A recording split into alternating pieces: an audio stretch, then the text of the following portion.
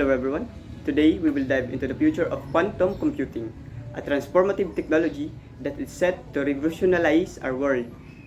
Quantum computing is a field of computing that leverages the unique properties of quantum mechanics such as superposition and entanglement to solve problems far beyond the reach of classical computers.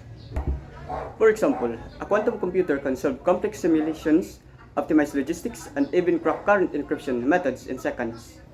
But why is this important?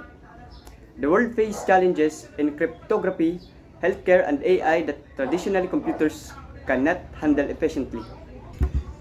Quantum computing has already achieved remarkable milestone in 2019. Google announced quantum supremacy when its Sycamore processor solved a computational problem in 200 seconds. A feat that would take classical supercomputers thousands of years. Companies like IBM, Microsoft, and startups like Rigetti and building quantum system with cloud accessibility, enabling research worldwide to experiment.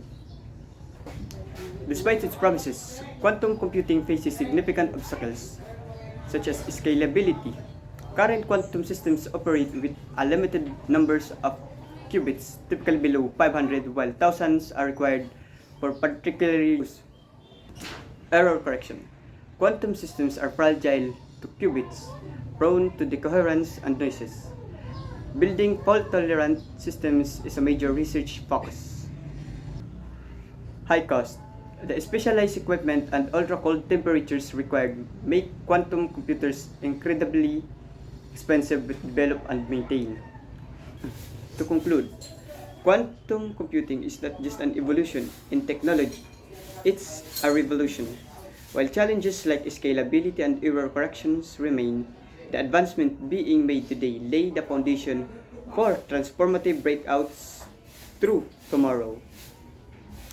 This technology holds the key to solving problems we once thought unsolvable, from curing disease to addressing climate change. However, it also requires careful regulation and ethical considerations to ensure benefits and share equitability.